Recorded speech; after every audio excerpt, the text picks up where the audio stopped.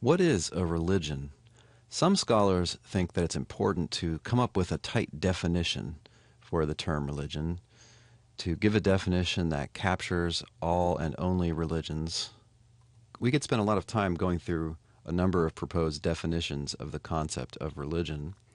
We could argue about whether Marxism is a religion or environmentalism is a religion, or whether the most austere forms of Buddhism should really count as religions. Myself, I don't see why we need to have a tight definition for the concept of religion. It seems to me that we know what sort of things we're talking about, and we would better spend our time to just get on exploring the religions. So instead of launching into a big discussion of proposed definitions of the concept of religion, I'm going to talk about the word religion, and I'm going to point out that we use the word religion in a couple of different ways. Sometimes when we talk about a religion, we mean a set of doctrines. We mean the sort of thing that can be believed or disbelieved. A person might say, I don't believe Christianity. Another says, I believe in Islam. When they use the word Christianity or the word Islam in those sentences, they're referring to a set of doctrines. And certainly doctrine is an aspect of anything that we're going to call a religion. One thing I think all religions assume is that people need something religious. They don't do well if just left to themselves to grow wild, so to speak. There are some doctrines and or some practices and or some community which people really need. They need it because all humans have a certain deep problem. Of course, we have lots of problems. We're short on time and money. We wish we had more friends. Can't find a girlfriend. Don't like the person who got elected president. But religions purport to tell us what the most basic problem that faces human beings is. The deepest problem, the problem from which our other problems stem.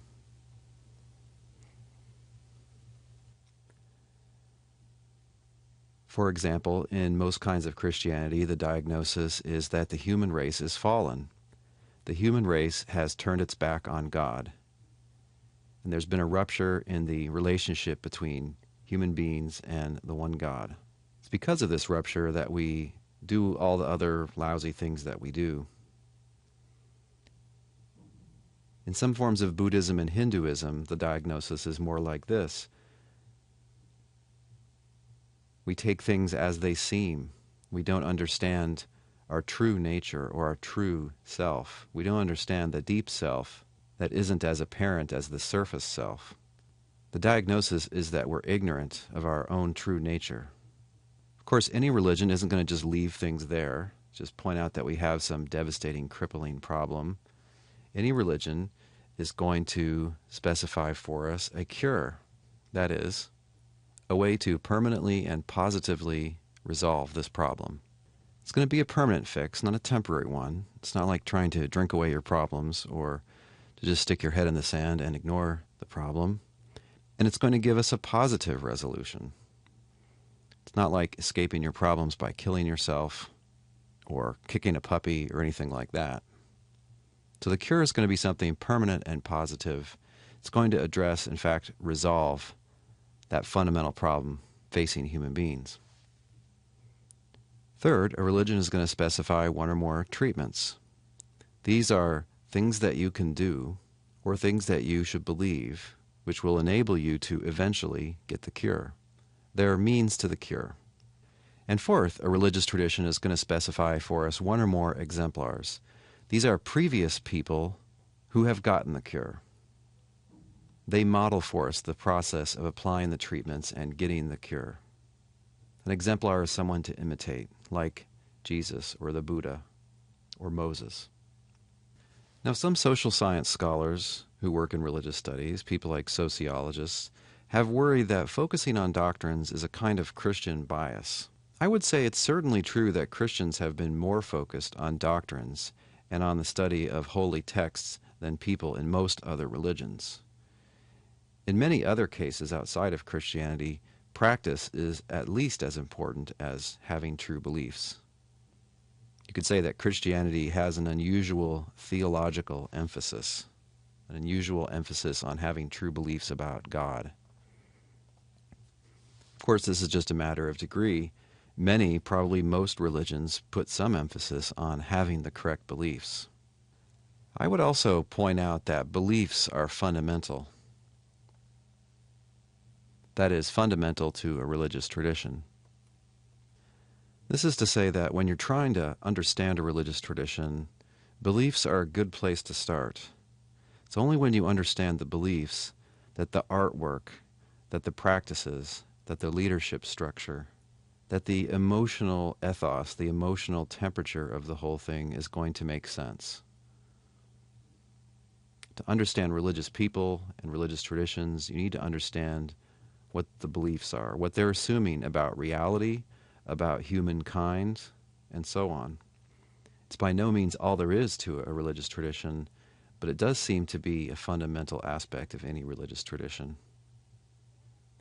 Having said that, there can be a great divide between the official statements of a religion and what ordinary people in that religion actually believe, just as there can be a big divide between the sort of behavior a religion says is correct behavior and what people in that religion actually do. Some scholars call what ordinary people in a religion actually believe and base their actions on every day, they call that implicit religion, and they contrast it with the official religion. And it's always good to keep in mind when you're studying texts and ancient sources that the way the religion operates and the beliefs that the religion involves may differ quite a bit from those of the founders and things that were done many centuries ago. Another thing that's meant by religion is a community of people.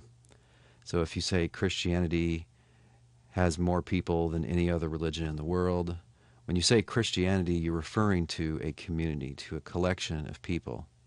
Ideally, a religion in this sense is united around some set of doctrines and practices, ideally believing those doctrines and acting according to those ways. But of course, very often, if you talk about Christianity and you just mean Christendom or that civilization or group of civilizations and countries and cultures which have been influenced by Christianity, you're really talking about a group of people who are operating in a social system that was constructed by people to some extent who did hold those beliefs and keep those practices. So again, when you talk about Islam, you're talking about a group of people living in a certain part of the world. You're talking about a certain large community of people. That's going to include people who believe the traditional doctrines of Islam, but it's also going to include people who are kind of along for the ride. They're operating within a system that was largely set up by people who believed that in former days. Some sociologists have insisted that a religion must be an observable thing if we're going to have meaningful empirical research. Empirical research is research based on observation. You can't empirically observe beliefs, nor can you empirically observe large-scale historical processes. So some sociologists like to think of religion as a community. Here's a definition offered by a couple of famous sociologists, Stark and Bainbridge. I'll give you the reference in a second. They say a religion is a human organization primarily engaged in providing systems of general compensators based on supernatural assumptions. Their idea is that we have a lot of losses and setbacks and needs, unmet needs in our lives. Religions always hold out some hope that we can get some of these needs met and some of these problems fixed. In their view, a religion always does this by giving us some means to interact with something supernatural, something beyond the physical world. I don't really have any objection to this type of definition. I just don't insist that a religion has to be an observable thing. My training is in philosophy, and so I'm not going to stick with what's merely observable. I'm also going to talk about beliefs and motives, experiences, desires, and things like that, things which are not directly observable.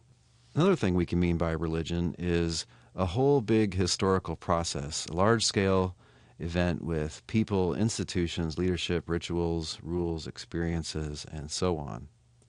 This isn't a definition of the concept of religion. This is just a way of using the word religion.